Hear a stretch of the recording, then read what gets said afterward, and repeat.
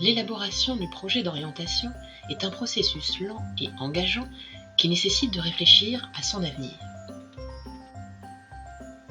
Or, on sait qu'à la période de l'adolescence, il est particulièrement difficile de se projeter dans l'avenir, d'imaginer ce que l'on sera dans quelques années, parfois même seulement dans quelques mois. Mais attention, cela ne signifie pas que c'est impossible ou qu'on ne peut rien y faire.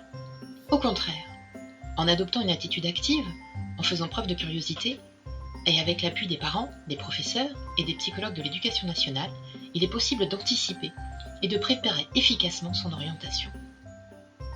Car être acteur de son orientation, c'est avant tout s'assurer la possibilité de la choisir. Alors, quelle démarche faire ? Et surtout, par où commencer ? Au premier trimestre, on commence par s'informer, découvrir.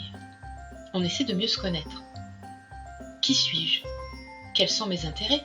Quelles sont mes qualités, mes valeurs, mes motivations ? En bref, qu'est-ce qui est important pour moi ? Ensuite, il faut se familiariser avec le calendrier de l'orientation, repérer les moments et étapes clés de cette année de troisième, et surtout les dates à ne pas rater. Enfin, il est important de découvrir les sources d'information.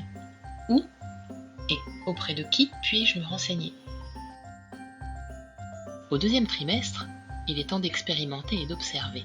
À cette occasion, on va mobiliser ses sens pour regarder, écouter, sentir, à l'occasion de stages, en entreprise ou au lycée professionnel, ou lors des journées portes ouvertes.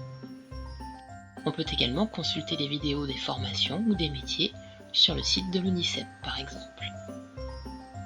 Enfin, en lisant la brochure « Préparer son orientation après la troisième », vous saurez tout sur l'offre de formation de l'Académie. Le deuxième trimestre, c'est aussi le moment de dialoguer et d'échanger.